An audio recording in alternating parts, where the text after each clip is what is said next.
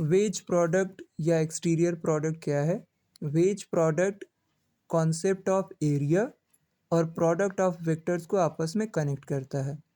मान लीजिए हमारे पास यहाँ दो एक्सिस हैं, एक्स एक्सिस और वाई एक्सिस। ओ ओरिजिन है, एक पैरेललोग्राम है ओ ए बी सी, जिसमें वेक्टर ओ ए या side O A vector A को रिप्रेजेंट करता है और side O C vector B को रिप्रेजेंट करता है। तो ऐसे में वेक्टर ए और वेक्टर बी का वेज प्रोडक्ट इस parallelogram O A B C के एरिया के बराबर होगा। डेफिनेशन में कैसे देते हैं हम?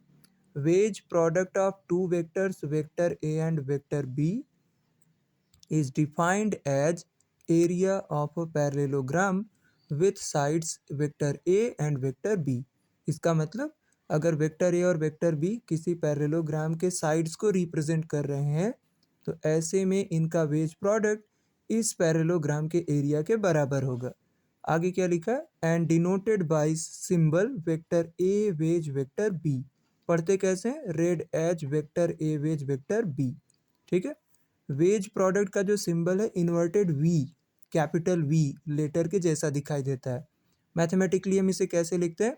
Vector A wedge vector B is equal to area of parallelogram with sides vector A and vector B. अगर हमें इसी वेज प्रोडक्ट को कंपोनेंट फॉर्म में लिखना हो तो हम कैसे लिखेंगे? In component form if vector A is equal to A one I cap plus A two J cap and vector B is equal to B one I cap plus B two J cap, then wedge product of vector A and vector B यानी vector A wedge vector B is equal to लिख सकते हैं A one B two minus A two B one multiplied by I cap wedge J cap. और vector A wedge vector B is equal to लिख सकते हैं determinant of A two B one B two multiplied by I cap wedge J cap. ठीक है। यानी vector A और vector B का अगर हमें प्रोडक्ट करना है, वेज प्रोडक्ट करना है, तो डिटर्मिनेंट में पहला रो होगा वेक्टर ए के कंपोनेंट्स का, दूसरा रो होगा वेक्टर बी के कंपोनेंट्स का, और बाहर मल्टीप्लाई में आई और जे दोनों यूनिट वेक्टर्स का वेज प्रोडक्ट होगा।